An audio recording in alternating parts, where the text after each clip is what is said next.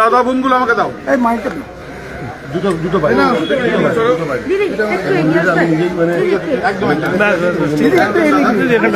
একটু পেছনে আমরা সবাই পেছনে চলে আসো, আমরা সবাই একটু পেছনে রেডি, চলো রেডি। দিদি, গতকাল শপথ, আজকে কালীঘাট মন্দির, নকুলেশ্বর মন্দিরে মায়ের কাছে এলেন, কি প্রার্থনা করলেন? যা বরাবর করে এসেছি, শান্তি আসুক, পশ্চিমবঙ্গের সমস্ত মানুষের উন্নয়ন হোক, সবাই ভালোভাবে বাঁচুক, মাথা উঁচু করে বাঁচুক, ভয় ছাড়া বাঁচুক, ভরসা নিয়ে বাঁচুক। আমাদের মাননীয় প্রধানমন্ত্রী নরেন্দ্র মোদীজি, আমাদের মুখ্যমন্ত্রী সবাই ভালো থাকুক, তাদের মার্গদর্শনে আমরা মানুষের জন্য কাজ করি। আবার বলবো, সেবা করতে এসেছি, শাসন নয়। মুখ্যমন্ত্রী সহ মোট 6 জন যারা মহিলা প্রতিনিধি, আমাদের আমার শীর্ষ নেতৃত্ব মাননীয় প্রধানমন্ত্রী নরেন্দ্র মোদীজির আশীর্বাদ, মাননীয় গৃহমন্ত্রী অমিত ভাই শাহীর আশীর্বাদ, আমার সম্মানীয় মুখ্যমন্ত্রী শুভেন্দুদা, যিনি সবসময় আমাদের পথ দেখিয়েছেন, বিধানসভার বাইরে, ভেতরে হাতে ধরে কাজ শিখিয়েছেন, আমাদের সম্মানীয় অধ্যক্ষ মহোদয় দিলীপদা, সুকান্তদা এবং আপনি সমস্ত সবার কন্ট্রিবিউশন। আমি কিছুই ছিলাম না যখন 2019-এ জয়েন করেছি, একটা বক্তৃতা দিতে জানতাম না, কী করে ক্যারি করতে হয় পলিটিক্যালি সেটাই জানতাম না, হাতে ধরে সবাই শিখিয়েছেন। সব থেকে বেশি কার সাহায্যটা এখন মনে হচ্ছে যে সে এরকম সাহায্য না করলে এই লড়াইটা আপনি আমাকে বলেন, আপনার রাইট লাংসটা বেশি পছন্দের না লেফট লাংসটা বেশি পছন্দের? হার্টের মধ্যে লেফট অর্টিকেলটা বেশি পছন্দের না ভেন্ট্রিকেলটা বেশি পছন্দের? বাবা বেশি পছন্দের না মা বেশি পছন্দের? কোয়েশ্চেনটা সেরকম হয়ে যাবে। সবার কন্ট্রিবিউশন, সবার গুরুত্বই একই রকম।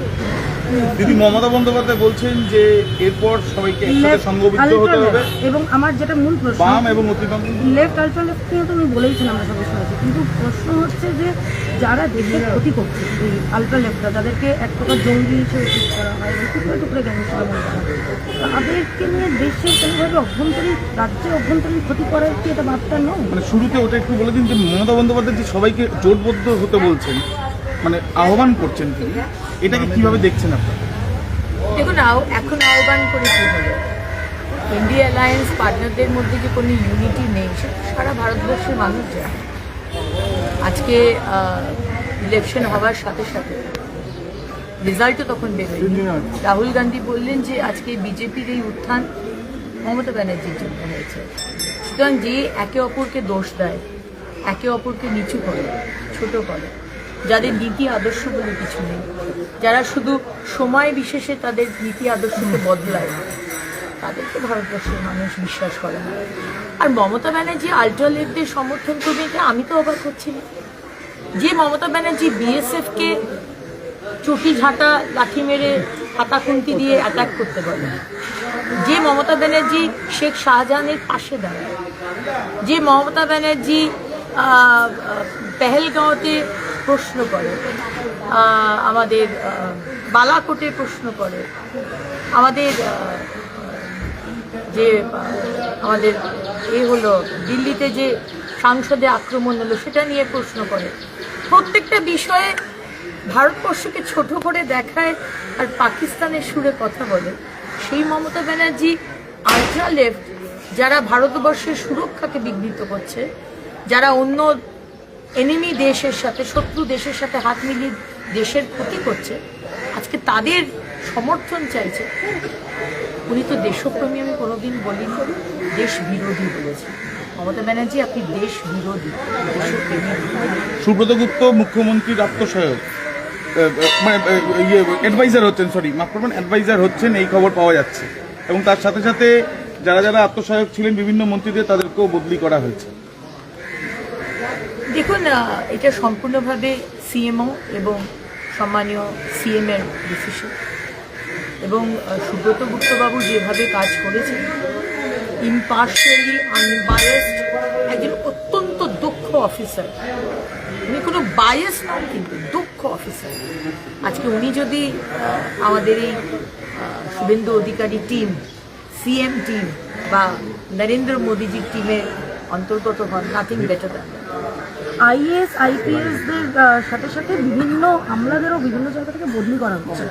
কোনোভাবে দুর্নীতিমুক্ত সরকার গঠন করার জন্য এই বদলিগুলো কি আবশ্যক? এত বছর যারা বিভিন্ন অবশ্যই যারা দুর্নীতি করেছে, যারা দুর্নীতি করতে সাহায্য করেছে, যারা পক্ষপাতিত্ব করে কাজ করেছে, আমরা তাদেরকে চাই না। তারা অবশ্যই থাকবে গভর্নমেন্ট অফিসে, কিন্তু মূল দায়িত্বে অবশ্যই তারা থাকবে।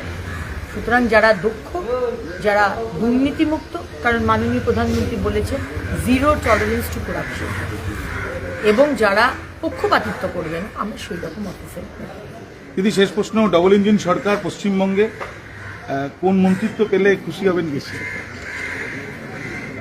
এত দূর যে এগোতে পেরেছি আমার শীর্ষ নেতৃত্বের আশীর্বাদে, আমার মাননীয় প্রধানমন্ত্রী, আমার অভিভাবক মাননীয় প্রধানমন্ত্রী নরেন্দ্র মোদীজির আশীর্বাদে, এর থেকে বেশি কিছু পাওয়ার নেই। আমি তো বরাবর বলেছি যে আমি ওনাকে দেখে দলে এসেছি, আজকে উনি বাই নেম আমাকে চেনেন, আমার এর থেকে বেশি কিছু পাওয়ার নেই।